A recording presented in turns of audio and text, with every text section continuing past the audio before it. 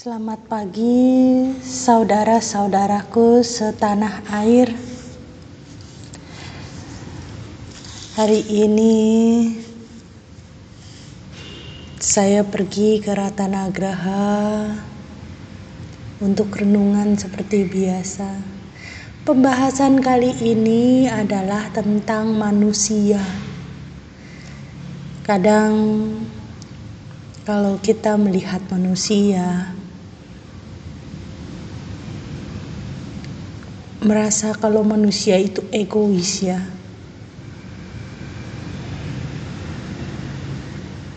Tinggi harga dirinya, menciptakan lingkungan hanya untuk tempatnya tinggal. Tapi sesungguhnya manusia itu adalah makhluk mulia yang kita sebut sebagai makhluk mulia itu ya juga makhluk sosial yang tidak mungkin hidup tanpa adanya makhluk lain. Manusia tidak bisa hidup sendirian. Dia selalu bergantung satu sama lain. Contoh aja, seorang pedagang selalu bergantung pada pembeli. Contoh lainnya, seorang petani selalu tergantung pada transportasi dan pedagang. Seorang pembuat kain selalu bergantung pada petani kapas. Begitu juga yang lain-lainnya. Begitu banyak contoh bahwa manusia tidak mungkin hidup sendirian. Karena itu dikatakan sebagai makhluk mulia. Tetapi kemuliaan manusia di atas dunia ini belum sepenuhnya dilaksanakan dengan baik. Karena keegoisannya yang terlalu tinggi. Kita bisa melihat keadaan yang tidak seimbang.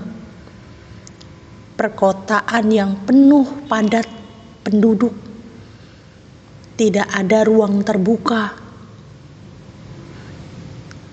Hutan-hutan dan ruang-ruang terbuka untuk penghijauan, untuk oksigen yang kita butuhkan dalam pernafasan sehari-hari. Ada sebab, ada akibat. Akhir-akhir ini kita manusia tertimpa COVID-19, penyakit pernafasan. Karena oksigen yang kita hisap kurang maksimal. Mudahnya terjangkit penyakit pernafasan di sini ya karena hal itu. Kalau ditanya apakah virus sudah ada dari zaman dahulu, saya rasa virus sudah ada dari zaman sebelum prasejarah. Nyata-nyatanya adalah di masa itu hutan masih banyak jumlahnya, sedangkan sekarang tidak. Kalau kita melihat hewan, hanya ada kucing anjing saja yang lewat di jalan. Itu pun mungkin hasil dari para pemelihara hewan yang membuang hewannya di jalan. Betul-betul dunia ini berada dalam kondisi krisis jika manusia tetap pada pendiriannya, hidup dengan egois, menciptakan tembok-tembok, beton-beton halus hanya untuk jalanan manusia. Kalau kita lihat dari hal ini, yang disalahkan adalah bagian pendidikan. Pendidikan di suatu negara memegang peran penting pengembangan manusia ke arah yang lebih baik, yang seimbang dengan alam, hewan, dan tumbuhan. Tentu kita harus kembali bertani, kembali memelihara hewan sejak kecil, sejak dari SD. Tidak takut dengan kecoa, tidak takut dengan tikus, dan serangga lainnya. Mempelajari mereka dengan real, bertemu langsung, bukan dengan YouTube, bukan dengan buku, bukan dengan PowerPoint. Saya sadari memang pendidikan akan mengarahkan manusia dan masyarakat kepada keseimbangan alam.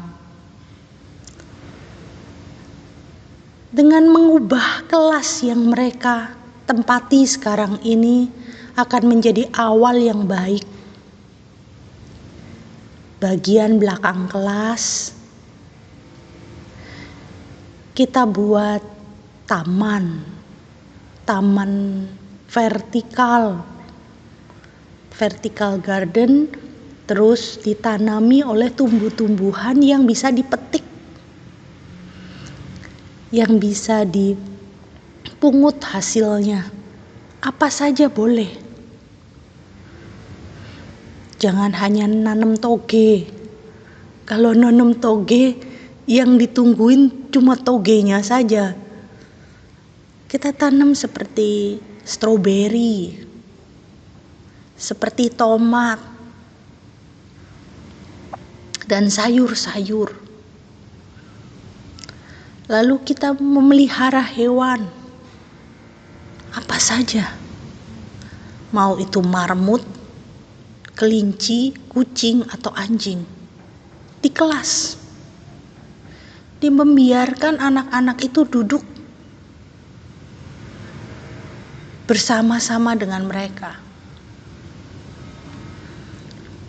Belajar tidak harus selalu melihat papan tulis. Kita bisa belajar lewat handphone masing-masing. Sambil bersama dengan kelincinya, mungkin dengan anjing atau dengan kucingnya, atau dengan hewan-hewan lain. Setiap pergantian kelas, taman vertikalnya dan bagian belakangnya itu kita tanami kembali. Jadi yang lama dibongkar, tanamin yang baru. Itu adalah sebuah kegiatan di mana anak-anak belajar untuk menanam.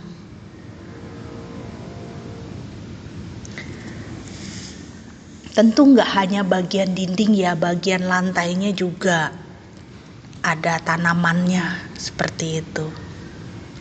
Ada kolam ikannya, ada air terjunnya, kericik-kericikannya. Kita kasih berbagai jenis makhluk hidup. Setiap kelompok bertanggung jawab terhadap hewan yang mereka pelihara.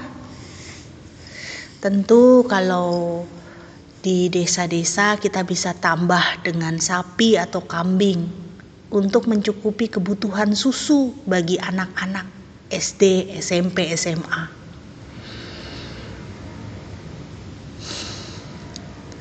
Keseimbangan alam itu akan menjadikan anak-anak berpikir untuk menjadi petani. Saya suka bertani, saya suka berternak, membersihkan kotoran hewan, lalu bermain dengan hewan, memandikan hewan, dan lain sebagainya. Kalau mereka menyukai kegiatan bertani dan beternak, berarti agraris di Indonesia akan maju. Kalau agraris di Indonesia akan maju, bentuk-bentuk bangunan Juga arsitektur rumah di Indonesia bisa berubah, bisa separuhnya mungkin lahan pertanian, terasering, atau mungkin separuhnya dibikin paludarium dari rumah mereka. Karena mereka menyukai hal bertani, menanam, beternak, memelihara hewan.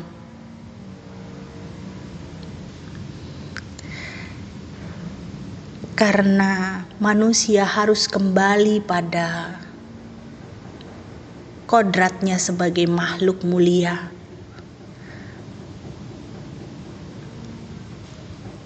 manusia